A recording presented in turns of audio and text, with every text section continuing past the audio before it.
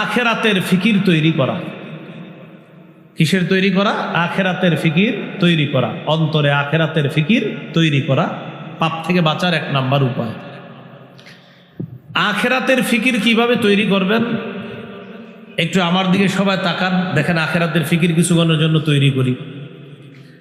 আমার ঘড়িতে এই মুহূর্তে 11টা 4 বাজে।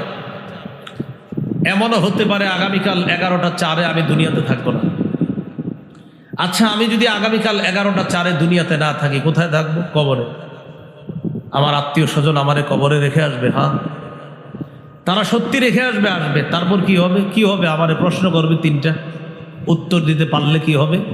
কবর জান্নাতের টুকরা হবে, না পারলে জাহান্নামের অংশ হবে। সত্যি? হ্যাঁ। তাহলে আগামীকাল 11টা 4 আমি 11টা 4 যদি আমি কবরে থাকি, আমার সাথে কি যাবে? কি যাবে? নবী বলেন, যদি আমল ভালো করে থাকো আমল যাবে। তো আমি সারা জীবন যে সম্পদ কামাই করলাম সেটা নবী বলেন ওয়ারিশরা পাবে। সাহাবীদেরকে প্রশ্ন করলেন, তোমাদের কাছে সম্পদ দাম কোনটা? ওয়ারিশের সম্পদ না তোমার সম্পদ? সাহাবীরা বললেন, হুজুর, আমাদের সম্পদ আমাদের কাছে দামি ওয়ারিশের সম্পদের চাইতে, কারণ আমাদের সম্পদ ওয়ারিশরা পাবে মরার পর, এই জন্য আমাদেরটা আমাদের কাছে বেশি দামি। নবীজি বললেন, ঠিক তো? কয় হ্যাঁ। এবার আমার দিকে তাকান, এটা হলো আমার সম্পদ, এটা ওয়ারিশের সম্পদ, কখন পাবে আর কি পরে মনে করেন? তো নবীজি বলেন, একটা হলো আমল আর একটা হলো মাল।